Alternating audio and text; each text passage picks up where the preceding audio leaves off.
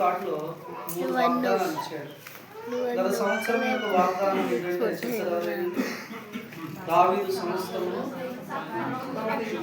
సమస్తము సమకూర్చుకున్నాడు. తన యొక్క జీవితం ద్వారా మనం చూస్తాము. తన జీవితంలో పొందిన నష్టములన్నీ కూడా దావీదు ఎలా సమకూర్చాడో మనం ధ్యానం చేస్తూ వచ్చాము. అయితే సమకూర్చబడ్డ తర్వాత ఏం చేయాలా అంటే మనం ఈ యాత్రలో కొనసాగాలి. ఈ వాగ్దానం ఎలా ఇవ్వబడిందంటే నీతో నడుస్తాడు, నీ ముందర నడుస్తాడు, నిన్ను నడిపిస్తాడు. 3 అంతల అనుభవంలోనికి మనం వెళ్ళాలని ప్రభు కోరుతున్నాడు. మొదటగా నీతో నడుచువాడు, తర్వాత నీ ముందర నడుస్తాడు, తర్వాత నిన్ను నడిపించేవాడు. జీవితంలో ప్రతి ఒక్కరూ కూడా ప్రతి సమయంలో ఏదో ఒక నడిపింపు లేదా నాయకత్వం కోరతాం.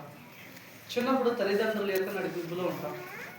యవన దశలోకి వచ్చిన తర్వాత మన యొక్క ఆలోచనలన్నీ కూడా స్నేహితుల యొక్క సలహాల మీద జీవితం నడుస్తుంది. పెళ్ళైతే భార్య లేదా భర్త వారి నడిపింపులో ఉంటాం. వృద్ధాప్యం వచ్చేసరికి పిల్లల సంరక్షణలోకి వస్తాం. అంటే మన జీవిత కాలం అంతా కూడా ఎవరో ఒకరి నడిపింపు కింద ఉంటాం. అయితే గుర్తుపెట్టుకోవాల్సింది ఏంటంటే ఈ లోకంలో మానవ నడిపింపు అనేది కొన్నిసార్లు ప్రమాదకరంగా ఉంటుంది. ఎందుకంటే మానవ నడిపింపు హద్దుబాటులతో కూడింది. కానీ ప్రభు అలా కాదు. మన ప్రభు ఎలా నడిపిస్తాడంటే బైబిల్ గ్రంథంలో మనం చూస్తాం ఎంతోమంది దేవుని ప్రజలు నడిపించిన వారు. మొదట మోషే నడిపించాడు, మోషే తర్వాత యెహోషువ నడిపించాడు, యెహోషువ తర్వాత న్యాయాధిపతులు నడిపించాడు, న్యాయాధిపతుల తర్వాత రాజులు నడిపించారు. కానీ దేవుడే తన ప్రజలను నిరంతరము నడిపిస్తాడు. అంటే మనం ఈ లోకంలో గమనించిన రక్షింపబడ్డ తర్వాత మనం యాత్ర ప్రారంభించాం. ఒక మాటలో చెప్పాలంటే నిర్గమాకాండం మనం ధ్యానం చేస్తున్నాము. నిర్గమము అంటే బయలుదేరటం. అంటే ఐగుప్తులో నుంచి విమోచింపబడ్డాను, ఇప్పుడు కనాను కొరకై మనం ప్రయాణం చేస్తున్నాం. ఈ ప్రయాణం అనేది సాధారణంగా అయితే ఉండదు. ఎందుకంటే ప్రయాణంలో అనేక రకాల ఆటంకాలు ఉంటాయి.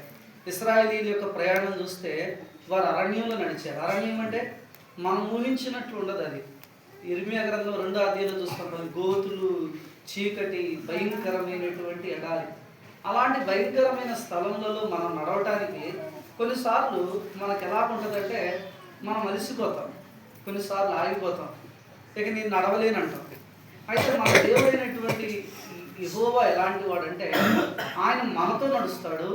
నడవటమే కాదు, కొన్ని సందర్భాల్లో మనకు ముందు వెళ్తాడు, మరికొన్ని సందర్భాల్లో మనల్ని నడిపిస్తాడు. అయితే మనం చాలాసార్లు మనం ఎప్పుడు ఫస్ట్ అనుభవంలోనే ఉండాలనుకుంటాం. కానీ ప్రభు కోరుతుంది ఏంటంటే మనల్ని లీడ్ చేసేటువంటి నాయకుడుగా ఉండాలని ప్రభు కోరుతున్నాడు. అంటే మనుషుల నడిపింపులో నుంచి లేదా వ్యక్తుల సంస్థల నడిపింపులో నుంచి మనం ప్రభు యొక్క నడిపింపులోనికి రావాలి. ప్రభు ఎలా నడిపిస్తాడు? చాలా తలంపులు ఉన్నాయి. దాంట్లో కీర్తన 23:2 చదవండి. కీర్తనల గ్రంథం 23వ అధ్యాయం మొదటి వచనం. యెహోవా నా కాపరి, నాకు లేమి కలగదు. కాబట్టి మనల్ని ఏం చేస్తాడంటే ప్రభు నడిపిస్తే, చిన్నప్పుడు ఒక పాట విన్నాను, సండే స్కూల్ పాట. అదేంటంటే బండి డ్రైవర్ సాతానుడైతే వంకరి మార్గము నడిపించు. అదే బండి డ్రైవర్ యేసయ్య అయితే ఏం చేస్తాడంట? తిన్నని మార్గం. అంటే మన ప్రభు మన నాయకుడైతే, మన ప్రభు మన యొక్క అధికారి అయితే ఆయన ఏం చేస్తాడంటే మనల్ని రైట్ వేలో నడిపిస్తాడు. అంటే సరైన స్థలంలో మనల్ని నడుపుతాడు. అందుకే ఆయన కీర్తన 23లో మనం ఏం చూస్తామంటే పచ్చిక గల చోట్ల కరుణ చేయించున్నాడు, శాంతికరమైన జనముల యందు. అంటే మన జీవితంలో శాంతి సమాధానకరమైన మార్గంలో ప్రభు నడిపిస్తాడు. అందుకే కీర్తనల గ్రంథంలో ఒక మాట ఉంది, ఆయన సమభూమి గల ప్రదేశంలోనికి నడిపిస్తాడు. ఈ లోకం అంతా ఎలాంటిదంట? ఈ లోకం ఎలాంటిదంటే ఒక మాటలో చెప్పాలంటే లోకంలో మనకేం దొరకదంటే డబ్బు ఉంది, ఘనత ఉంది, పేరు ప్రఖ్యాతులు ఉన్నాయి, అధికారాలు ఉన్నాయి, ఈ లోకంలో భోగములు ఉన్నాయి, కానీ సమాధానం లేదు. కానీ మన ప్రభువు మనతో ఉన్నప్పుడు ఈ లోకంలో ఇవేవీ లేకపోయినా కూడా, అంటే నీకు డబ్బు లేకపోవచ్చు, నీకు ఉద్యోగం లేకపోవచ్చు, నీకు బిడ్డ లేకపోవచ్చు, ఈ లోకంలో సంపద ఈ లోక సంపదమైనటువంటి ఏది నీకు లేకపోవచ్చు, కానీ ప్రభు ఏం చేస్తాడంటే నీ జీవితంలో శాంతికరమైన స్థలాల దగ్గరికి నడిపిస్తాడు. అది నెమ్మదికరమైన స్థలం. అంత మాత్రమే కాదు, ప్రభు మార్గాలు ఎలాంటివంటే ఆయన ఎలా నడిపిస్తాడు అని అంటే శాంతికరమైన జలము దగ్గర కాదు, తన నామమును బట్టి. అంటే ప్రభు మనల్ని ఎలా నడిపిస్తాడు అంటే నీతి మార్గంలో నడిపిస్తాడు. నీతి మార్గం అంటే మన ప్రభుకి గమనించండి, మన ప్రభు నీతిమంతుడు కాబట్టి చూడండి, తన ప్రజలమైనటువంటి మనం ఎలాగున్నా ఇష్టపడతాయి, మనం ఎలాగున్నా నీతి మార్గంలో నడిపిస్తాడు. తర్వాత మనకు తెలుసు, బైబిల్లో మనం చూస్తాం మరణం వరకు నడిపిస్తాడు. ఈ దేవుడు సదాకాలం మనకు దేవుడు అయినాడు, మరణం వరకు మనలను నడిపించాడు. అంటే ప్రభు ఎలా నడిపిస్తాడు? మధ్యలో ఆపేయండి. మీరు గమనించండి, ఫోన్ మన అమ్మ చెప్పినాడు, ఈ ఫోన్ ఎప్పటి వరకు పనిచేస్తుంది? సిగ్నల్ ఉన్నంత వరకు, శాటిలైట్ పనిచేస్తున్న దగ్గర వరకు కనబడేది. సగం దూరం వెళ్ళిన తర్వాత శాటిలైట్ అక్కడిని కాదు, నెట్వర్క్ అందులో జరగదు. అక్కడ నీకేమైందని చెప్పండి, జీపీఎస్ ఆగిపోద్ది. మన ప్రభు అలా మధ్యలో విడిచిపెట్టేవాడు కాదు. ఎందుకంటే ఇశ్రాయేలీలు 40 సంవత్సరాలు ఏం చేశాడు? ఆయన లీడ్ చేశాడు, వారిని నడిపించాడు. కనాను చేరు వరకు వారు ఒక నివాసపురం చేరినట్లు వారిని మార్గ మధ్యలో ఆయన విడిచిపెట్టలేదు. కాబట్టి మనుషులు నడిపిస్తే సగం దూరంలో విడిచిపెడతారు, కానీ మన ప్రభు అలా కాదు.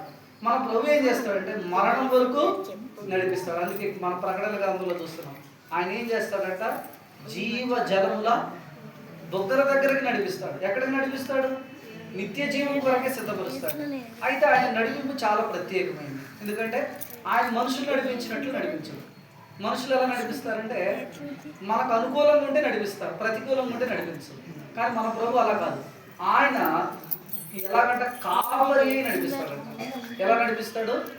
కాపరి చాలా ప్రత్యేకమైనది, అందరిలా కాదు.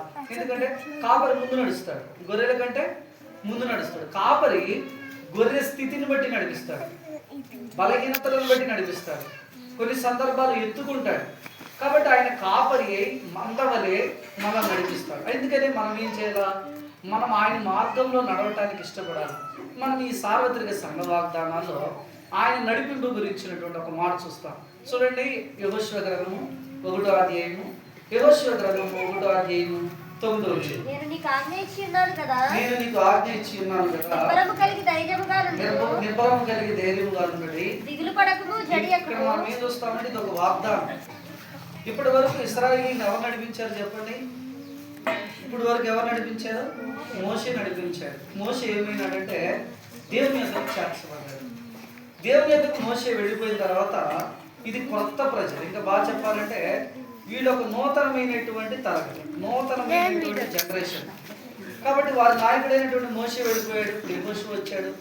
ఇప్పుడు యెహోషువ ఏం చేయాలి? వీరిని ఎక్కడికి నడిపించాలా? కానానుకు నడిపించాలి. కాబట్టి ఇది ఎలాంటిదంటే సంక్షోభము, ఇది ఒక తీవ్రమైనటువంటి మార్పు. ఈ మార్పు గమనించండి, ప్రజలకు కానీ యెహోషువ కానీ ఇది కష్టతరమైంది. అందుకే ఇలాంటి కష్టతరమైనటువంటి సమయంలో దేవుడు ఒక వాగ్దానం ఇస్తున్నాడు. అదేమనంటే నీవు నడుచు మార్గం అంతటిలో నీ దేవుడైన యెహోవా. ఇక్కడ మనం ఏం చూస్తామంటే దేవుడు యెహోషువను తన ప్రజలను నడిపిస్తానని వాగ్దానం చేస్తున్నాడు. కాబట్టి ఈ సంవత్సరం ప్రభు మనకి చేస్తున్న వాగ్దానం ఏంటి అని అంటే దేవుడే మన నాయకుడు. మనం గుర్తుపెట్టుకోవాలా, ఏ మనుష్య వ్యక్తిని కానీ ఏ సంస్థను కానీ ఏ విధమైనటువంటి పరిస్థితులను కానీ మనకు నాయకులుగా పెట్టుకోకూడదు. చాలా మంది చూసాం, ఇది నా ఫ్యామిలీ ప్రేయర్ అటెండ్ అవుతున్నప్పుడు మనం ఒక ఆజ్ఞ ధ్యానం చేస్తున్నాం. చెప్తారా? ఫస్ట్ కమాండ్మెంట్, ఫస్ట్ ఆజ్ఞ ఏంటిది? నేను తప్ప వేరొక దేవుడు. అంటే మన జీవితంలో దేవునిని తప్ప ఎవరిని నాయకునిగా పెట్టుకోకూడదు. మనం కనుక దేవుడిని నాయకునిగా పెట్టుకుంటే ఆయన మనల్ని ఏం చేస్తాడంటే సరైన వేలు నడిపిస్తాడు. ఇక్కడ మనం చూస్తాం, యెహోషువ చూస్తాం. యెహోషువ క్రొత్త నాయకుడు. చూడండి, దేవుని నడిపింపులో ఉంటే ఎలా ఉంటుంది చూడండి. మొదటి ఇతడు పరిచారకుడు అని పిలువబడ్డాడు. తర్వాత మనం ఏం చూస్తామంటే ఇదే పరిచారకుడు, ఇదే పనివాడు ప్రభు అయ్యాడు. మీరు గుర్తుపెట్టుకున్న యెహోషువ గ్రంథము 24వ అధ్యాయం వచ్చేసరికి మొదటి అధ్యాయంలో ఏమంటాడంటే మోషే పరిచారకుడు అంటాడు. చివరి అధ్యాయంలోకి వచ్చేసరికి యెహోవా సేవకుడు అంటాడు. అంటే దేవుని చేతిలో కనుక మనం నడిపింపబడితే చూడండి, అబ్రాహాము చూడొచ్చు, పిలువబడ్డాడు. మొదట మనం ఏం చూస్తామంటే పిలువబడ్డాడు. ప్రభు నడిపింపులో తన జీవితం కొనసాగుతున్నటువంటి కొలది అతడు ప్రతిష్ఠితలోనికి వెళ్ళాడు. పిలుపులో నుంచి ప్రతిష్ఠితలోనికి, ఇక్కడ గమనించిన పరిచర్యలో నుంచి ప్రభుత్వంలోనికి. అంటే దేవుని నడిపింపులో ఉన్న మనమందరికీ కూడా ఈ వాగ్దానం ఖచ్చితమైంది. కాబట్టి ఇప్పుడు మనం ఏం చేయాలా? ఆయన నడిపింపు కిందకు రావాలా? గమనించండి, గత సంవత్సరంలో ఉండకపోవచ్చు. నేను రాత్రి కూడా ధ్యానం చేశాను. గత సంవత్సరంలో ఉండకపోవచ్చు, ఎందుకంటే దినాలు మారుతున్నాయి. యేసు ప్రభు రాకడ దినాల్లో ఉన్నాము. ఎంత ప్రమాదకరమైన పరిస్థితులు చూస్తున్నాం. ఎందుకంటే మతోన్మాదం పెరిగిపోతుంది, ఆర్థిక వ్యవస్థ చతికిల పడుతుంది, ప్రపంచ ఉగ్రవాదం పేటరేగిపోతుంది, ప్రకృతి వైపరీత్యాలు పెరుగుతున్నాయి, ఎన్నో కలవరాలు మన చుట్టూ ఉన్నాయి. కొన్నిసార్లు మనకు భయం వేస్తుంది. వాస్తవానికి యెహోషువ పరిస్థితి అలాంటిదే. యెహోషువ పరిస్థితి ఎలాగుంది? చాలా భయం ఉంది. గమనించండి, ఆ మార్గం ఎలాంటిదంట? యెహోషువ గ్రంథము 4వ అధ్యాయము 4వ వచనం, జాషువా చాప్టర్ 4 కావున యెహోషువ ఇశ్రాయేలీయులతో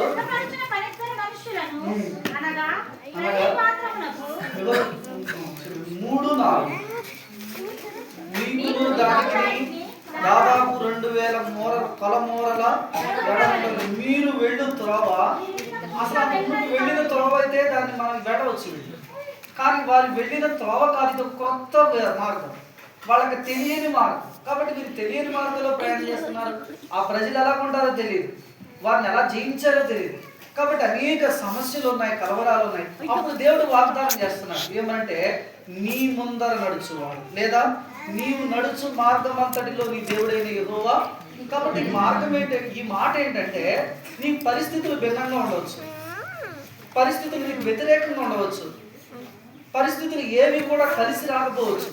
కానీ దేవుడు ఏం చెప్తున్నాడంటే, నీవు నడుచు మార్గం అంతటిలో. కాబట్టి ఈ వాగ్దానం ద్వారా మనం ఏం నేర్చుకోవాలి? 7 విషయాలు నేర్చుకోవాలి. ఈ వాగ్దానం ద్వారా దేవుడు యెహోషువకి ఏ విషయాలు చెప్తున్నాడంటే, మన విషయంలో కూడా అంతే. యెహోషువ ఎంత కలవరంలో ఉన్నాడో, ఎంత సమస్యలో ఉన్నాడో, ఎలాంటి పరిస్థితి, ఎన్నో యుద్ధాలు చేయాలి యెహోషువ. ఏమి కనాను ఊరికినే రాలేదు, వారు ఊరికినే స్వాధీనం చేసుకున్నారు, కనాను లేదు. మరి గొప్ప యుద్ధాలు 31 మంది రాజులను వారు జయించాల్సి వచ్చింది. ఎంతో పోరాటం ఉంది. గమనించిన కనానీయులు ఉన్నారు, అక్కడ నెఫీలీలు ఉన్నారు, అమోరీలు ఉన్నారు. ఇలాంటి వారిని జయించడం, రెఫాయిలు ఉన్నారు. ఇలాంటి వారిని జయించడం అనేది సాధారణమైన సంగతి కాదు. కాబట్టి రానున్న సంవత్సరం కూడా అలాంటిదే, ఎంతో ప్రమాదకరమైనది ఉండవచ్చు. అయితే ఇలాంటి ప్రమాదకరమైనటువంటి పరిస్థితుల మధ్య మనం ఉన్నప్పుడు ఈ వాగ్దానం మనం ఏం చేస్తుందంటే, నేను నిన్ను నడిపిస్తాను, నేను నిన్ను నడిపిస్తాను అనేటువంటి దేవుని వాగ్దానము మనకు తోడుగా ఉంది. కాబట్టి ఈ వాగ్దానం ద్వారా ఏం చేయాలా? 7 విషయాలు మనం నేర్చుకోవాలి. మొట్టమొదటి చూడండి, 7 విషయాలు. 6వ వచనం, నిన్ను విడువను, నిన్ను ఎడబాయను. కాబట్టి మొట్టమొదటిగా ధైర్యంగా ఉండాలి. మనం ఏం చేయాలా? ధైర్యం. ఎందుకు ధైర్యంగా ఉండాలా? దేన్ని బట్టి ధైర్యం? కొంతమందికి డబ్బు చూస్తే ధైర్యం వస్తుంది, కొంతమంది వెనకాల మనుషులు చూస్తే ధైర్యం వస్తుంది, కొంతమంది గమనించండి తమ వారు చూస్తే ధైర్యం వస్తుంది. కానీ మనకున్న ఒకే ఒక్క ధైర్యం ఏంటి తెలుసు? ఈ లోకంలో ఈ ప్రపంచమంతా మనకు వ్యతిరేకమైనా కూడా మనకున్న ఏకైక ధైర్యం చూడండి, మొదటి అధ్యాయము 3వ వచనం, 5వ వచనం, 5వ వచనం, నీవు బ్రతుకు దినములన్నిటిను ఏ మనుషులను ఎదుట నిలవలేకుండును మోషేకు తోడైనట్లు. ఎందుకు మనం నిబ్బరం కలిగి ఉండాలి చెప్పండి? ఎందుకంటే దేవుని సన్నిధి మనకు తోడుగా ఉంది. దేవుని యొక్క సన్నిధి మనల్ని విడిచిపెట్టేది కాదు. దేవుడు మనల్ని ఒంటరిగా విడిచిపెట్టాడు. ఈ లోకంలో నిన్ను విడువను, నిన్నెన్నడును ఎడబాసేవాడు కాదు. ఈ లోకంలో ఎన్ని పరిస్థితులు రావచ్చు. దైవజనుడైన మోషే 40 ఏళ్ళు వారికి బోధించాడు, 40 ఏళ్ళు వారికి దారి చూపించాడు, 40 ఏళ్ళు అద్భుతాలు చేశాడు, 40 ఏళ్ళు పాటు వారికి గమనించండి దీపస్తంభము గాను వారికి ఒక మార్గదర్శిగా ఉన్నాడు. అలాంటి వ్యక్తి వెళ్ళిపోయాడు. ఇప్పుడు ఎంత గుండెలు చెదిరిపోతాయి. కొన్నిసార్లు శత్రువు మన మీద దాడి చేసినప్పుడు మన గుండెలు చెదిరిపోతాయి. అరే నిరీక్షణ లేని సమయాలు కనబడతాయి.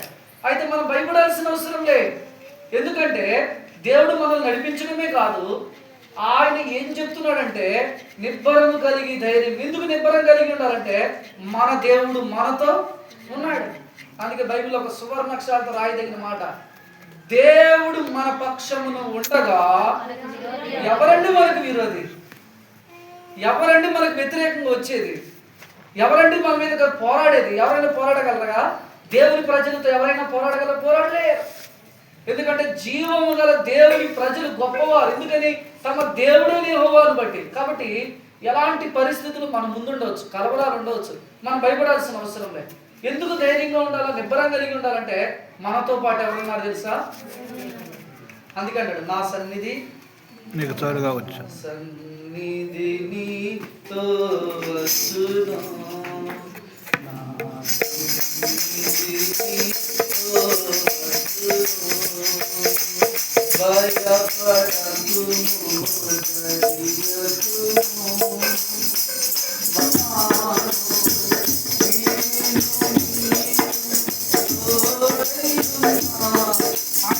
మనతో పాటు ఉన్నది. మనం ఎందుకు భయపడాలా? ఎన్నో పరిస్థితులు శత్రువు రేగవచ్చు, గుండెను గమనించండి, చెదిరిపోనట్లు రేగవచ్చు. మనం భయపడాల్సిన అవసరం లేదు, ఎందుకంటే నిబ్బరంగా మన దేవుడు మనతో పాటు ఉన్నాడు. అందుకే క్రిస్మస్ వర్తమానం చెప్పారు.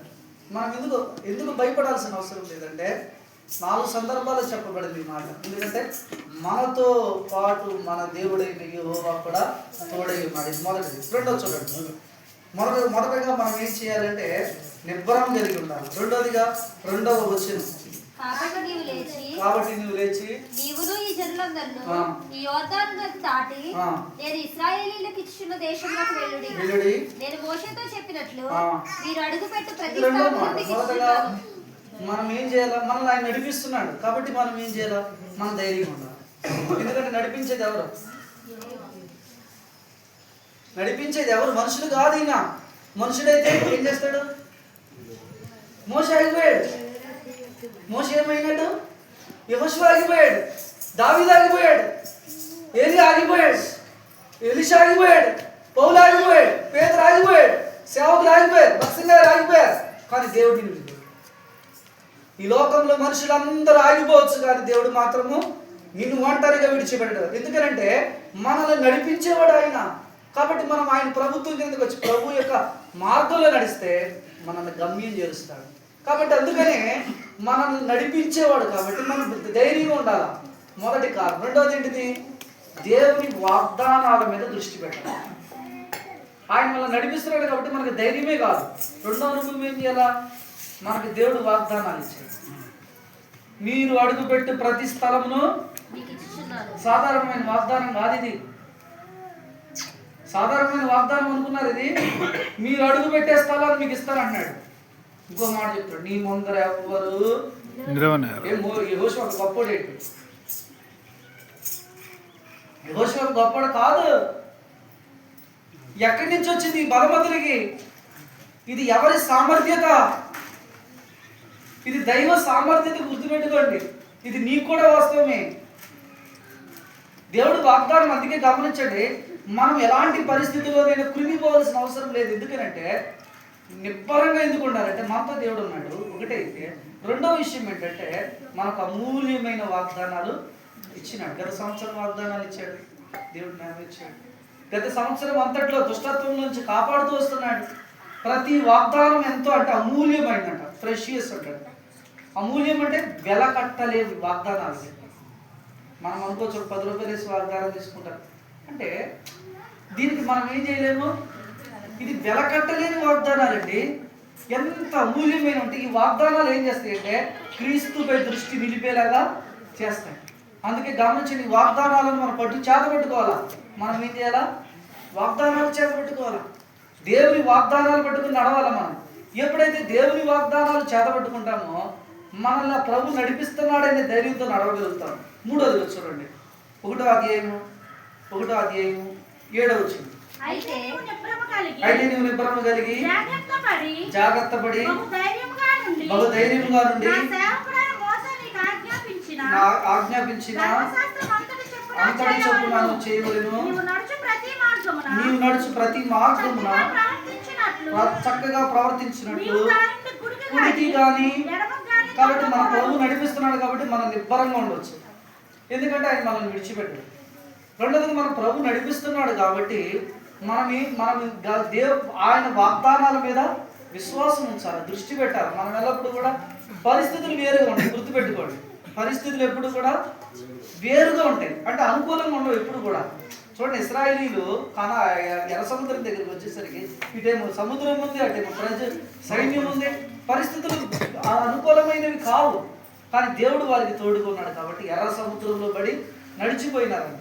ఇది రెండవది. మూడవదిగా మనం నమ్మకంగా ఉండాలి. ఎందుకంటే ఇక్కడ మంచి మాట, కుడికి కానీ ఎడమకు కానీ మనం ఫెయిత్ఫుల్గా ఉండాలి. ఎందుకని మనం నడిపించేవాడు ఆయన. కాబట్టి ఈ లోకంలో ఈ జీవన విధానం అంతా కూడా నమ్మకంగా ఉండటం నేర్చుకున్నాం. అందుకే దేవుని వాక్యాన్ని చదవడంలో నమ్మకం తప్పిపోవద్దు, మందిరానికి రావడంలో తప్పిపోవద్దు, ప్రార్థన చేయడంలో తప్పిపోవద్దు, ప్రభు కొరకే జీవించడంలో తప్పిపోవద్దు, ప్రభు బాగా ఇవ్వటంలో తప్పిపోకూడదు. మనం ప్రభు కొరకే ఎప్పుడైతే నమ్మకంగా ఉంటామో ఆయన మనం నడిపిస్తాడు. ఎందుకంటే బైబిల్ చెప్తుంది, నమ్మకమైన వారికి మెండైన దీవెన ఆశీర్వాదం ఉంది. కాబట్టి ఆయన మనం నడిపిస్తాడు. మనం ఏం చేయాలి? మనం ఫెయిత్ఫుల్గా ఉండాలి. అటు ఇటు తొలగకూడదు. అంటే అటు కానీ ఇటు కానీ, అందుకే బైబిల్ కుడికి కానీ ఇదే త్రోవ, అంటే వేరే త్రోవ వెళ్ళాల్సిన అవసరం లేదు. ఎందుకని ఆయన మనల్ని ఏం చేస్తాడు? సరైన త్రోవలో నడిపిస్తాడు. కాబట్టి మనం ఏం చేయాలా? నమ్మకంగా ఉండాలి ప్రభు కొరకే, నమ్మకమైన సాక్షులుగా జీవించాలి. ఈ లోకంలో మన భక్తి, విశ్వాసము, యథార్థతతో మనం జీవించినప్పుడు ఆయన ఏం చేస్తాడంటే మనల్ని నడిపిస్తాడు. ఈ లోకంలో ఎక్కడ గుర్తుపెట్టుకోండి, మొదటగా ఈ లోకంలో పచ్చిగల చోట్ల నడిపిస్తాడు, శాంతికరమైన స్థలాలకు నడిపిస్తాడు, నీతి మార్గంలో నడిపిస్తాడు, మరణం వరకు నడిపిస్తాడు, సమభూమి గల స్థలాల్లో నడిపిస్తాడు, నిత్యత్వానికి నడిపిస్తాడు. అంటే మనల్ని పరమ కాణాలు చేరు వరకు కూడా ఆయన మనల్ని విడిచిపెట్టాడు. కాబట్టి ఆ నడిపింపులో నేను వెళ్ళాలంటే ఈ లోకంలో ఎలాంటి పరిస్థితులు ఉండొచ్చు, నేను భయపడతాను. ఈ లోకంలో గమనించండి, ఎలాంటి భక్తిహీనత ఉండొచ్చు, వాగ్దానాల మీద దృష్టి పెట్టాలి. మూడోదిగా నేనేం చేయాలా? ప్రభుకు ఫెయిత్ఫుల్గా ఉండాలి. మనం ఫెయిత్ఫుల్గా ఉండాలి. ఎలా ఉండాలా? దానియేలు గ్రంథము 6వ అధ్యాయం, దానియేలు గ్రంథము 6వ అధ్యాయము, దానియేలు గ్రంథము 6వ అధ్యాయము 10వ వచనం. ఇట్టి శాసనము సంతకము చేయబడినని దానియేలు యొక్క నమ్మకత్వం అపారమైనది. ఎట్లాంటి శాసనము, ఎట్లాంటి సంతకము చేయబడి శాసనంగా చేయబడింది? 30 రోజుల పాటు దేవుని రాజుకు తప్ప ఎవరికి ఏం చేయకూడదట, ఏ మనమే చేయకూడదు. కానీ దానియేలు తెలుసు, ఈ మనమే ఈ ఆజ్ఞ తెలుసు. కానీ మనమైతే ఏం చేస్తాము? సరే ఒక 2 రోజులు ప్రార్థనకి అందరూ రాకపోతే మంచిదే కదా, మరలా రావచ్చు. కానీ ఆగలేదు. ఎంత సమస్య అండి, ఎంత సమస్య. అనేక సార్లు మనం ఏం చేస్తామంటే ఆగిపోతాం, ఫెయిత్ఫుల్నెస్ కోల్పోతాం, నమ్మకత్వాన్ని కోల్పోతాం. ప్రభు మనలో చూసేది అదే, నమ్మకత్వాన్ని చూస్తాడు. మోషే గురించి అంటాడు, నా ఇల్లంతటిలో అన్ని విషయాలు ఫెయిత్ఫుల్గా ఉన్నాడు. కాబట్టి మనం ఏం చేయాలా? దేవుని వాక్యాన్ని చదవడంలో కానీ, దేవుని వాక్యాన్ని విశ్వసించడంలో కానీ, దేవుని వాక్యాన్ని ఇతరులకు చెప్పడంలో కానీ తగ్గిపోకూడదు. మనం అనేక సార్లు ఈ సంవత్సరాలు, గత సంవత్సరాలు ఎంతమంది బైబిల్ చదివారు? ఎంతమంది క్రమం తప్పకుండా దేవుని వాక్యానికి అటెండ్ అయినారు? ఎంతమంది ప్రతి ఆదివారం అటెండ్ అయినారు? మనం కొన్నిసార్లు నమ్మకత్వం చాలా సులభంగా కోల్పోతాం. కాబట్టి గత సంవత్సరంలో మనం ఆ నమ్మకత్వాన్ని కోల్పోయాం. కానీ ప్రభు కోరుతున్నాడు. బైబిల్లో ఒక మాట ఉంది, ప్రకటన గ్రంథం 2:10, మరణం వరకు. అంటే మనం ప్రభు చూసేది ఏంటంటే మన బహుమానాలు ఎలా ఇవ్వబడతాయి? 5కి 5 సంపాదించాడు కాబట్టి 5 ఇచ్చాడు. మరి 10 పట్టణాల మీద అధికారిగా పెట్టినాడా? కాదు, కొంచెములో. సో బహుమానం అనేది ఎలా ఇవ్వబడుతుంది అంటే మన ఫెయిత్ఫుల్నెస్ చూస్తాడు ఆయన. ఎంత నమ్మకంగా, ఎంత చేసావని కాదు, ఎంత పోరాడావనేది కాదు, ఎంత నమ్మకంగా ఉన్నామనేది ప్రభువు చూస్తాడు. మనం చూస్తాము యెహోషువలో ఈ నమ్మకత్వం కనబడింది. యెహోషువ మనం చూస్తున్నప్పుడు ఐగుప్తుని విడిచిపెట్టినప్పుడు మోషే పరిచారకుడు. ఎంత ఫెయిత్ఫుల్నెస్ అంటే మోషే కొండ మీదకి వెళ్ళినాడు, 40 దినాలు దేవుడితో మాట్లాడుతున్నాడు. ఇతను అంటే ఏం చేశాడంట చూడండి, ఎంత మంచి మాట. నిర్గమాకాండం అనుకుంటా, రిఫరెన్స్ దొరికిందో లేదో తెలియదు కానీ నిర్గమాకాండము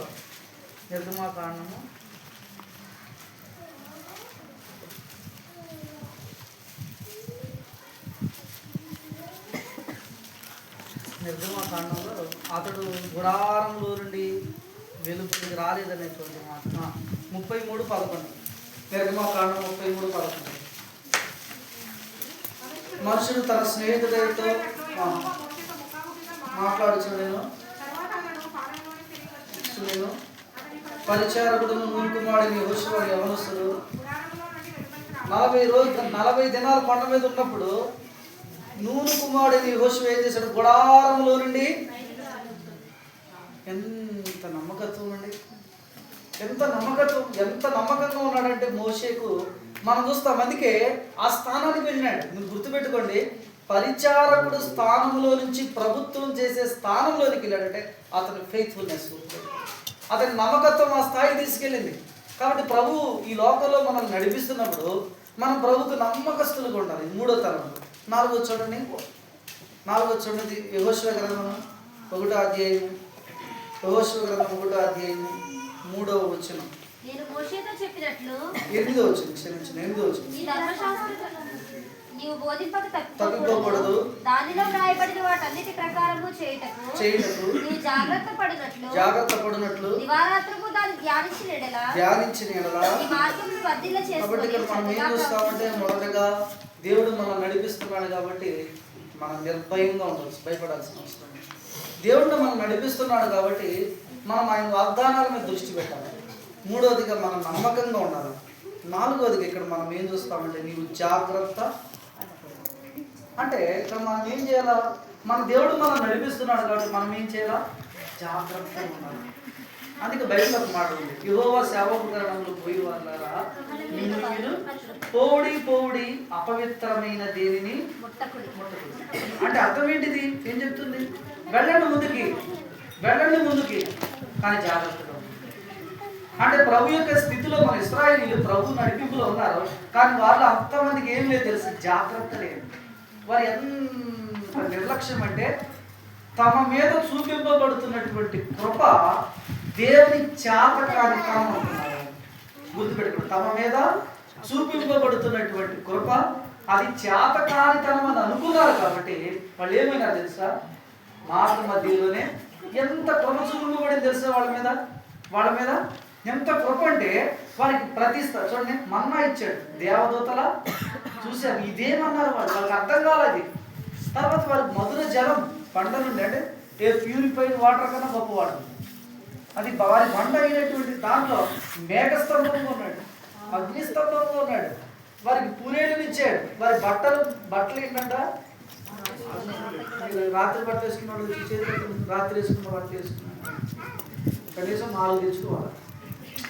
అంటే ఒకటి తర్వాత ఒకటి, అంటే రాత్రి వేసుకునేప్పుడు మనం వేసుకోలేదు. ఎందుకని? మార్చిపోయింది. 40 సంవత్సరాలు వారి చెప్పులు ఏం అవ్వలేదంట. ఏమండి, నేను సంవత్సరానికి 3 జతలు వాడతాను. సంవత్సరానికి 3 జతలు. అవి గమనించండి, 3 జతలు వాడితే 40 సంవత్సరాలకి ఎన్ని జతలు ఉన్నాయి? 120, 180, 120 జతలు. అంటే మరి చిన్నపిల్లడు అనుకోండి, ఈ చిన్నపిల్లలు చిన్న సైజు, 10 సైజు, 6, 5 పెరిగిపోతూ ఉంటాయి. మరి చెప్పులు ఏమైనాయి? 40 సంవత్సరాలు 25 లేదంటే అతని చెప్పులు కూడా అద్భుతం. అది అంటే వారిని ఎట్లా పోషించాడు, వారిని ఎలా నడిపించాడు. కానీ ఇదంతా వాళ్ళకి ఏమైపోయింది? వాళ్ళు ఇంత చూశారు, వాళ్ళు మన్నా తిన్నారండి, దేవదూతల ఆహారము వాళ్ళు తిన్నారు, వాళ్ళు తాగారు, వాళ్ళు చూశారు. వారి కన్నుల ఎదుట అద్భుతాలు చేయబడ్డాయి. వారి కన్నుల ఎదుట ఏమైంది తెలుసా? దేవుడు మాట్లాడాడండి, సినాయి కొండ మీద దిగొచ్చి దేవుని స్వరం విన్నారు లేదా? కానీ వాళ్ళు 40 రోజుల తర్వాత ఏం చేశారు చెప్పండి? మాకు ఒక దేవత కావాలా చేసుకున్నారు. వాళ్ళు నగ్నంగా దాని ముందు నాట్యం ఆడారు. ఎంత బాధాకరం అంటే అర్థం ఏంటంటే, వాళ్ళు ఏమి జాగ్రత్త లేదు. గుర్తుపెట్టుకో, నీ కుటుంబం విషయంలో నీకు జాగ్రత్త ఉండాలా, నీ బిడ్డల విషయంలో జాగ్రత్త విచారించాలి. మనం వస్తున్నామని సరిపోయింది, మన బిడ్డల విషయంలో బిడ్డలను తీసుకురావాలి. కష్టంగా ఉంటుంది తెలుసండి. మన చిన్న బిడ్డలతో ప్రభుని సేవించడం చాలా కష్టమైన విషయం. ఇది మా ఎక్స్పీరియన్స్. మేము అలాంటి స్థాయి నుంచి మేము వచ్చాము. ఎంత కష్టపడి వాళ్ళు సపోర్ట్ చేయరు. ఖచ్చితంగా ఏదైనా స్పెషల్ మీటింగ్ వచ్చినా వీళ్ళకి జ్వరాలు వస్తాయి, అప్పుడు దాకా రావు. నిజం, వాళ్ళకి ఏదైనా స్పెషల్ మీటింగ్ వచ్చిందంటే జ్వరాలు, ఏదైనా రాత్రి ఆలెట్ లేదంటే ఏదో తినరు, వామిటింగ్స్ వస్తాయి, అంటే అనేక ప్రాబ్లమ్స్ వస్తాయి. అలాంటప్పుడు మనం ఏం చేయాలి? అలాంటప్పుడు వదిలిపెట్టి రాకూడదు. గుర్తుపెట్టుకోండి, తీసుకొచ్చుకోండి. ఎప్పుడైతే మనం దేవుని సన్నిధిలో మన పిల్లల్ని పెంచుతామో వాడు ఆశీర్వదింపబడతాడు. కాబట్టి మన పిల్లల విషయంలో, నా కుటుంబం విషయంలో జాగ్రత్త ఉండాలి. అన్నిటి విషయంలోకే. నీ భార్య విషయంలో విచారించాలి. నీ భార్య ఎలా ఉంది? ప్రార్థన చేసుకుంటుందా? బైబిల్ చదువుతుందా? నమ్మకం ఉందా? నీ భర్త విషయంలో విచారించాలి. నువ్వు, నా భర్త ఎలా ఉంటున్నాడు? మన పిల్లలు వాళ్ళు ఏం చూస్తున్నారో చెక్ చేయాలి. వాళ్ళకి ఎలాంటి ఫ్రెండ్స్ ఉన్నారో చెక్ చేయాలి. ఇది అనుమానంతో కాదు. వాళ్ళ భక్తి జీవితం ఎలా ఉందో తెలుసుకోవడం. ఇది వాళ్ళ దేవుని మందిరాన్ని నడిపించే బాధ్యత మనదే. కాబట్టి మనం ఏం చేయాలి? జాగ్రత్త పడాలి. అందుకంటాడు, దివారాత్రములు దానిని చేయుటకు నీవు జాగ్రత్త పడాలా. ఇది 4వ తలం. 5వ తలం ఏంటి? 7వ వచనం. అయితే నీవు నిబ్బరం కలిగి జాగ్రత్త కలిగి బహుధైర్యముగా నుండి నా సేవకుడైన మోషే ఆజ్ఞాపించిన ధర్మశాస్త్రము చేయవలెను. నీవు నడుచు ప్రతి మార్గమున నీవు చక్కగా ప్రవర్తించినట్టు కుడికి గాని ఎడమకు గాని తొలగకూడదు. అంటే అక్కడ పట్టుదల కలిగి ఉండాలి. అంటే అటుగా ఇటుగా నిలకూడదు అంతే. అంటే దేవుడు చెప్పిన మాట మనకి శాసనమై ఉండాలి. చాలాసార్లు దేవుని మాట మనకి సెకండ్ ఆప్షన్ అయితే. ఇప్పుడు మనం మీరు గుర్తుపెట్టుకోండి, మీకు ఫోన్లో GPS ఉంది. మీరు ఫోన్లో ఇక్కడి నుంచి శ్రీకాకుళం వెళ్తున్నారు, మీకు డైరెక్షన్ ఫోన్ చూపిస్తుంది. ఒకవేళ సడన్గా అదే టైంలో దేవుడు కూడా మాట్లాడుతున్నాడు అనుకోండి, సగం దూరం వెళ్ళిన తర్వాత ఫోన్ చెప్తుంది నువ్వు రైట్ టర్న్ తీసుకోవాలని. ఇప్పుడు దేవుడు చెప్తున్నాడు లెఫ్ట్ టర్న్ తీసుకోవాలని. రైట్ టర్న్ తీసుకుంటా లెఫ్ట్ టర్న్ తీసుకుంటా? రైట్ తీసుకుంటా. వాస్తవం ఇది, గుర్తుపెట్టండి. దేవుని మాటకు తప్ప వేరేది ఏది దేవుని వాక్యం అంటే అంతే. ఇంకా దాన్ని ఏ విషయంలో కూడా నువ్వేం చేయాలి తెలుసా? మార్చకూడదు అంతే. ఇక్కడ మనం ఏం చూస్తాం, యోషువకి ఎంత ఖండితంగా చెప్పాడు తెలుసా? దానికి కుడికి కానీ ఎడమకు కానీ తొలగకూడదు. స్ట్రైట్ అంటే అది ఏం చెప్తుందో అదే చేయాలా. దాన్ని మార్చడానికి లేదు, కలపడానికి లేదు, తీసివేయడానికి లేదు. మనం చాలాసార్లు ఏదో ఒకటి చేస్తాం. ఒక గమనించండి, దేవుని వాక్యంలో ఒకసారి ఏమైందంటే గమనించండి, వీళ్ళు స్త్రీలు మిక్కిలి విలువ గల వస్త్రాలు కానీ బంగారం కానీ బంగారం ధరించు మనక. ఆ మాటకి ఒక ఆయన ప్రసంగం చేసింది, ధరించి కొనొచ్చండి కానీ విలువ గలవి. అంటే దేవుని వాక్యాన్ని ఏం చేస్తామంటే వక్రీకరించడం అంటే ఇదే.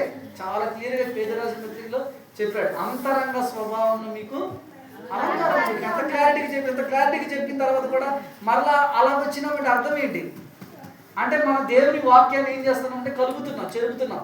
కాబట్టి మనం పట్టుదల కలిగి ఉండాలా ఈ దేని విషయంలో, దేవుని వాక్యం విషయంలో. చూడండి, దేవుని వాక్యాన్ని ఓపికతో చూడండి. మనం మందిగా చూస్తాం 30 దంతులు 60 దంతులు 100 దంతులు ఎలా ఫలించారు?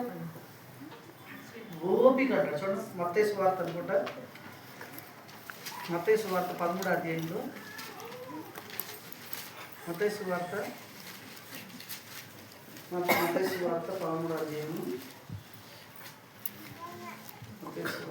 కొన్ని మంచి నేలను పడి ఒకటి 100 ఒకటి 60 ఒకటి 30 ఫలించారు. 23వ వచనం.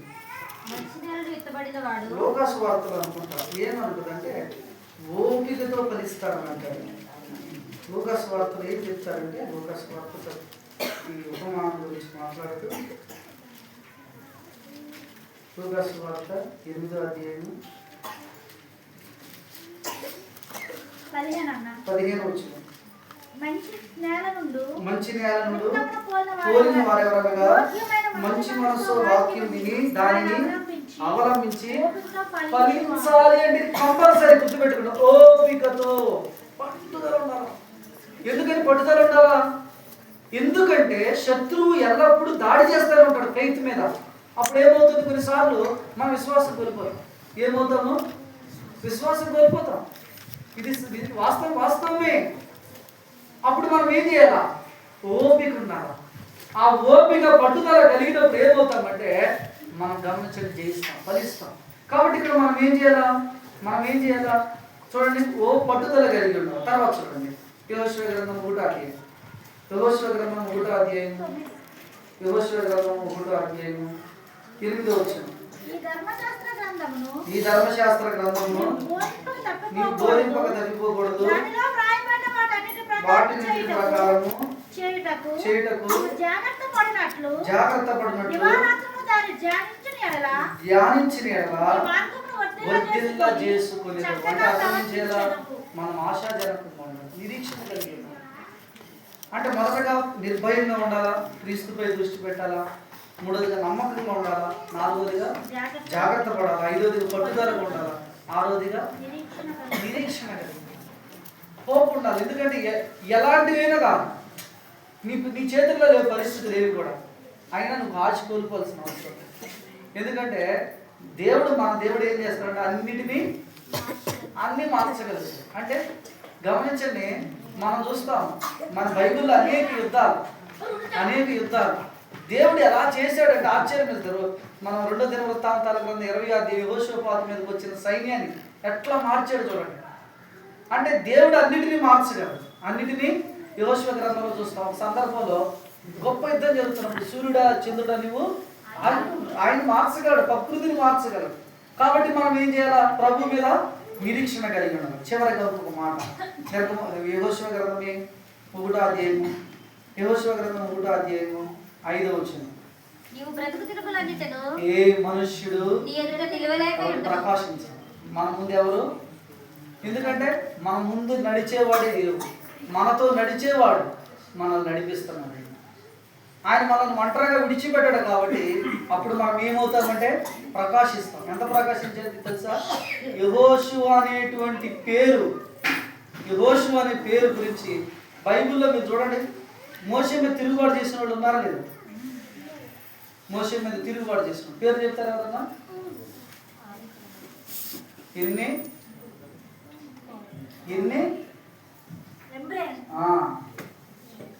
పేరు చెప్పినా కూడా చెప్పలేదు. ఎన్ని ఎంబ్రి అయిన వారు మోషే మీద ఏం చేశారో తిరుగుబాటు చేశారు. తర్వాత రూబేనీయులు వీళ్ళు ఏం చేశారు? తిరుగుబాటు చేశారు. తర్వాత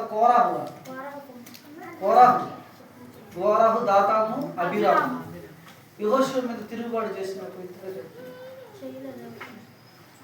పిన్ డ్రాప్ సైలెంట్.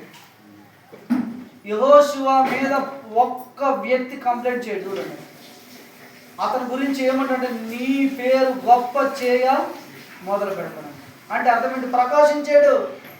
ఎందుకు ఇతను ప్రకాశించాడయ్యా? ఇతను ప్రకాశించడానికి కారణం ఏంటంటే, ఇతను వెలుగొందడానికి కారణం ఏంటంటే తనను నడిపించే నాయకుడు తన దేవుడై ఉన్నాడు. నిన్ను గనక నీ దేవుడు నడిపించగలిగితే నువ్వు ప్రకాశిస్తావు. గమనించండి ఎలా ఉంటావు తెలుసా?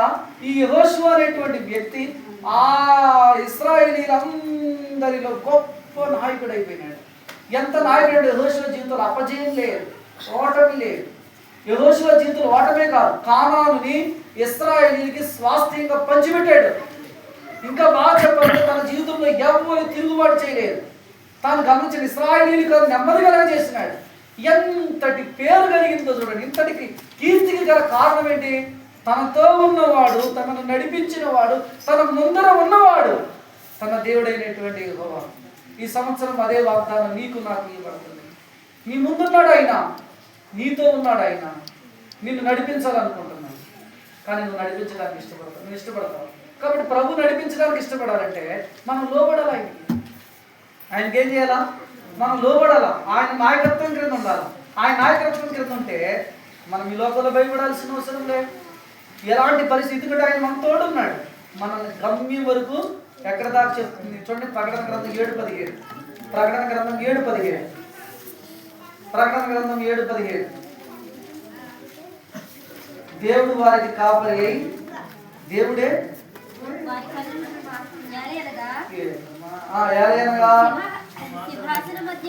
మధ్యమందు వారికి కాపరి అయి జీవజలముల బుగ్గల యొద్దకు. కాబట్టి ఎక్కడికి నడిపిస్తాడు? జీవజలముల బుగ్గలు, నిత్యత్వం పరలోకానికి వరకు నడిపిస్తాడు. ఎక్కడ విడిచిపెట్టాడు? ఎన్ని అభ్యంతరాలు వస్తాయి, ఎన్నో పరిస్థితులు వస్తాయి, అన్నిటికీ పైన నీకు విజయం ఇస్తాడు. ఒక రోజు ఏం చేస్తాడు తెలుసా? చూడండి యెహోషువని ఎలాగో ప్రకాశింపజేసి మహిమపరిచినాడు. మనల్ని నడిపిస్తాడు.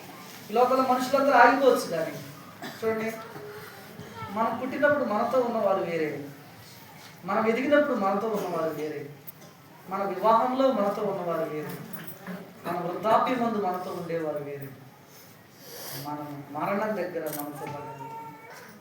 కానీ మన దేవుడు మరణమును దాటించి తన స్థాన నిత్యత్వానికి ఎప్పుడు కూడా మీతో పాటు ఉంటాడు. అది ఎంత అమూల్యమైన వాగ్దానం.